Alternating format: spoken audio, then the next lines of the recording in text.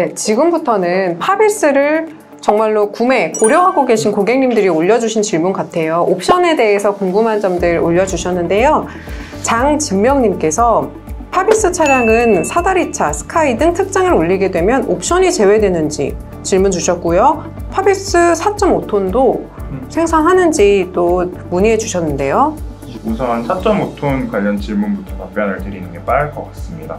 아시다시피 저희 파비스 같은 경우에는 메가트럭하고 다르게 5.5톤이랑 그리고 8.5톤 이렇게 두 가지로 생산이 되고 있습니다. 그런데 왜 4.5톤이 안 나오냐, 메가트럭에서 나왔는데 이런 궁금증을 가지신 분들이 많았어요. 과거에는 법규 때문에 저희가 4.5톤 그리고 5톤 이렇게 개별 화물을 배려해서 이런 식으로 생산을 했었는데 맞습니다. 지금은 1인 운송사업자가 16톤까지 증톤이 가능하기 때문에 굳이 4.5톤을 만들어서 큰 베네핏은 없다고 저희가 생각을 하고 있습니다. 다만 운영을 하실 때 다른 차량과 동일한 그런 4.5톤의 차량이 필요하신 경우가 있을 수 있기 때문에 그런 경우가 아니라면 저희 파비스 차량 잘 나왔으니까 저희가 그 파비스로 제공해 드리고 있는 5.5톤과 8.5톤 두 가지 사이에서 선택을 해주시면 아주 좋은 선택이 될 수 있을 것 같습니다. 그리고 사다리차, 스카이 등 특장을 올리게 되면 옵션이 제외되나요? 라는 질문이 또 있는데요. 이 부분은 저희가 콜센터로도 그렇고 굉장히 이런 질문이 생각보다 많이 들어오고 있어요. 그리고 상용 커뮤니티에서도 이런 질문이 좀 많이 나오고 있는 걸로 알고 있습니다. 정확히 말씀드리면 저희가 OEM으로 생산하고 있는 윙바디나 덤프 같은 경우에는 해당 특장 작업을 해서 이용하시는 분들이 많이 선택하고 계신 옵션을 저희가 붙여서 판매를 하고 있습니다. 그런데 말씀 주신 부분은 아마 사다리차, 스카이 차를 예시로 주셨으니까 외부 특장 업체에서 출고를 하는 경우를 물어보신 것 같아요.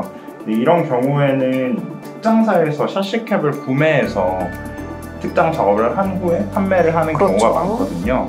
그렇기 때문에 그 특장사에서 임의로 구매를 한 옵션이 적용된 차량을 구매하고 계시기 때문에 좀 내가 원하는 옵션이 왜 적용이 안 되냐, 그러면 특장차에는 옵션 적용이 안 되는 거냐? 라는 의문을 가지신 것 같아요. 만약에 본인이 샤시캡을 출고를 하시고 거기에 원하는 옵션을 선택을 하신 후에 특장사에 특장 작업을 맡기신다면 원하시는 옵션이 충분히 적용이 된 특장차를 운영하실 수 있을 것 같습니다. 네, 이어서 질문 알아보겠습니다. 이 질문은 안전과 주행보조 옵션 관련 질문을 주셨어요. 트럭이 사각지대나 이런 쪽에 좀 취약하잖아요. 이럴 때 우리를 지켜줄 수 있는 안전장치나 옵션이 뭐가 있는지 질문을 주셨습니다. 또 트럭은 항상 제동력 때문에 사고가 일어나는 경우가 많은데 브레이크 기능이 파비스에선 향상되었는지 질문 주셨습니다. 파비스뿐만 아니라 다른 차들도 마찬가지인데 예전의 차량은 짐을 싣고 운전하는 것, 그리고 제때에 화물을 내려놓고 그리고 수입을 창출하는 것, 이것에만 관심이 있었다고 하면 지금 만들어진 차량들은 비단 현대자동차 그리고 파비스뿐만 아니라 대부분의 차량들이 안전 부분에 있어서는 굉장히 크게 신경을 쓰고 있는 부분이에요. 맞습니다. 네, 그래서 기존의 승용차에서 알고 있던 그런 기능들이 대부분 사용차 쪽으로 다 들어와 있는 상황이고요. 그래서 앞쪽에 있는 차량이나 뒤쪽에 있는 차량이 화물차다 라고 해서 그냥 무조건 무서워하실 필요는 없을 것 같아요. 그래서 보통 전방 충돌 방지 보조 FCA라고 하죠. 그 부분도 들어가 있고요. 그리고 차간 간격을 유지할 수 있는 스마트 크루즈 컨트롤 기능도 들어가 있고, 그다음에 차선이 이탈하면 경보를 해주는 기능들, 이런 부분들도 다 들어가 있어요. 그리고 기존에 소형차에서 문제가 좀 있었던 부분인데 이제 후진하다가 다치는 경우가 있었죠. 아이가 있어서. 맞아요. 그 부분은 어느 일정 부피 이상만 되면 저희가 그 띠띠띠띠띠띠띠 하는 기능, 이런 기능들도 요새 현대차에서 나오는 대부분의 차들에 다 들어가 있거든요. 포터, 마이티, 파비스, 이 차량들에는 어느 정도 다 들어가 있는 상황이기 때문에 마냥 두려워하고 무서워하시고 좀 치우친 눈으로 보시기보다는 좀 안전한 차량이니까 걱정을 조금은 덜 수 있겠구나 라고 생각을 해주시면 좋을 것 같아요. 그리고 그 다음 제동 기능 설명을 드릴게요.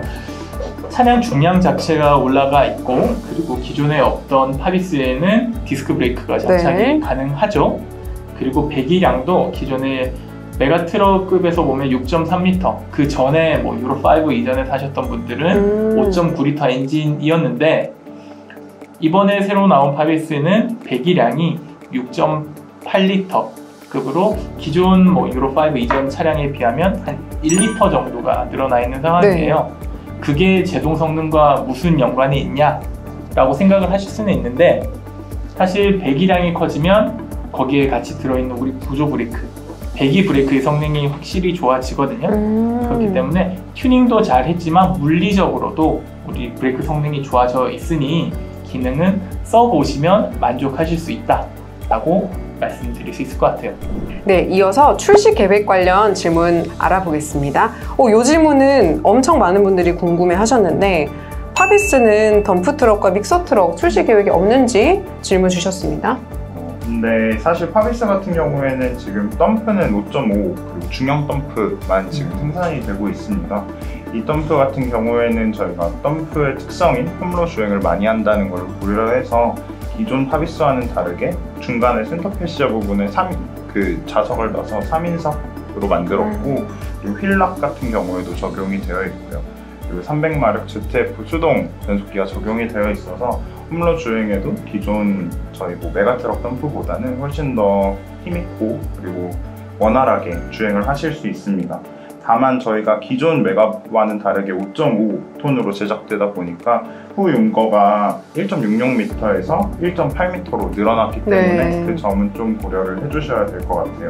근데 아마 이 질문을 주신 분들 대부분은 좀 대형 덤프, 그러니까 15톤 덤프를 고려하셔서 기존 뉴파워 트럭을 운영하시던 분들이 아마도 파비스로 옮길 수 없냐는 질문을 주신 것 같은데, 사실 좀 죄송한 말씀이지만 아직까지는 구체적으로 좀 고려되고 있는 부분은 없습니다. 근데 저희가 이렇게 문의가 많이 들어오고 시장 상황도 변화되고 있는 것이 사실이기 때문에 저희도 좀 그런 부분을 반영해서 내부적으로 좀 검토를 해보고 반영을 할 수 있도록 노력을 한번 해보겠습니다. 네, 다음 질문은 캐빈이 큰 모델을 원하고 계세요. 파비스와 동일 재원 그리고 옵션과 편의사항은 똑같은데 메가 와이드처럼 캐빈이 큰 모델도 출시할 계획이 있는지 문의 주셨습니다.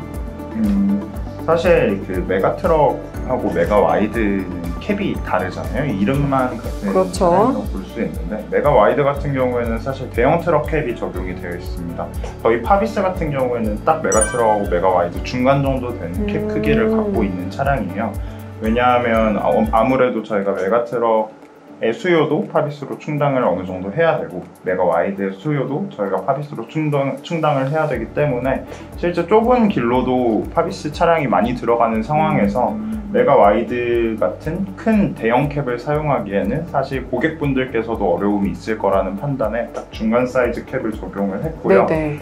하지만 실내 공간을 보셨을 때는 실제 타본 분들이 다 한마디로 말씀하시는데 거의 엑시언트랑 비슷한 급의 캡 크기를 자랑한다 라고 말씀을 해주셨습니다. 실제 저희가 봤을 때도 메가 와이드에 비해서 실내 공간은 정말 뒤지지 않을 만큼 나와 있거든요.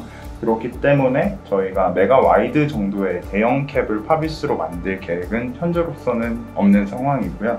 실제 좀 파비스가 작아 보인다고 생각하시는 분들도 탑승을 해서 실내 공간을 직접 확인하시면 메가 와이드 못지 않구나 라고 생각을 해주실 것 같습니다. 네, 이번 질문은요, 살짝 저희가 무거운 마음을 가지고 소개를 해드려야 될 것 같아요. 저희 파비스를 구매하시고 운행 과정이나 또 AS를 받는 과정에서 불편함을 느끼고 상품에 대해서 불만족하셨다는 고객님들께서 의견을 올려주셨는데요. 이 부분에 대해서는 어느 분이 답변 주실까요? 네, 제가 답변을 드려야 될 것 같습니다. 우선 저희도 사실 이 이벤트뿐만이 아니라 저희 콜센터로도 그렇고 저희가 커뮤니티 같은 데 모니터링을 할 때도 그렇고 여러 루트를 통해서 좀 불편함을 호소하시는 분들이 계시다는 사실을 알고 있었고 현대자동차 상용 부분의 일원으로서 우선 이런 불편함을 갖고 계신 분들한테 죄송하다는 말씀을 꼭 드려야 될 것 같습니다. 저희 본사 입장에서 불량률이 어떻고 정확한 이 고장의 원인은 뭐고라고 말씀드리는 건 사실 불필요할 것 같아요. 네네. 왜냐하면 아무리 불량률이 적은 제품이라도 내가 산 제품이 불량이 있으면은 그거는 불량률이 나한테는 100%인 거나 그렇죠. 마찬가지잖아요. 그렇기 때문에 그 부분에 대해서는 굳이 뭐 원인에 대해서 세세하게 짚고 나가기보다는 죄송하다는 말씀을 먼저 드려야 될 것 같고, 저희가 이렇게 실제로 콜센터를 통해 들어오거나 이렇게 저희 이벤트를 통해서 불만이 들어오거나 하는 부분은 모두 저희가 모니터링 결과를 저희 내부적으로도 서비스나 아니면 판촉 이런 데 모두 공유를 하고 있습니다. 그리고 그 공유된 내용들이 각 실장님들이나 더 저희보다 실제 의사 결정을 하실 수 있는 분들한테까지 올라가서 이런 부분이 굉장히 중하게 다뤄져 있고 실제 이런 문제를 개선하기 위해서 실제 내부 논의나 원인 파악 그리고 여러 활동들이 이루어지고 있다는 말씀은 꼭 드릴 수 있을 것 같아요. 그리고 실제로 뭐 서비스 센터에서도 일부 좀 불편을 겪고 계시다는 분들이 있었는데 네네. 실제 그러한 내용도 공유를 해서 뭐 고장이 일어나더라도 실제 대우를 받으면서 AS를 받으실 수 있고 내가 신청한 AS가 빠르게 이루어지고 정확하게 이루어질 수 있도록 저희가 서비스 교육이나 그리고 AS 그런 스킬 교육들은 꾸준히 이루어지고 있다는 말씀을 드리고 싶습니다. 다시 한번 이런 불편함을 겪고 계신 분들한테 죄송하다는 말씀 드리고 싶고요. 최대한 그런 불편이 빨리 해소될 수 있도록 저희 내부적으로 더 노력해서 만족감을 드릴 수 있도록 하겠습니다. 네, 저희가 한 분 한 분 주시는 의견들을 흘려듣는 게 아니라 귀담아서 실질적인 개선이 이루어지도록 계속 프로세스가 진행되고 있거든요. 네, 또 진한 매니저님께서도.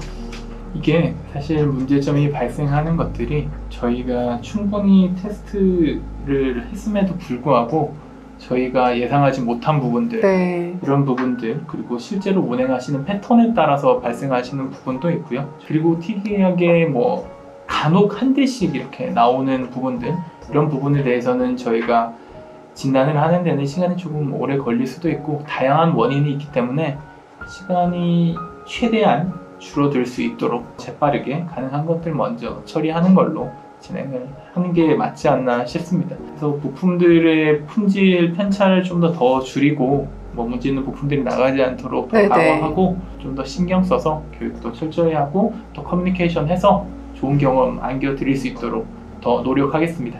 네, 쓴소리 올려주신 고객님들께도 정말 감사 인사드리고요. 계속해서 이런 의견 올려주시면 저희가 모니터링해서 꼭 실질적인 개선 이루도록 하겠습니다.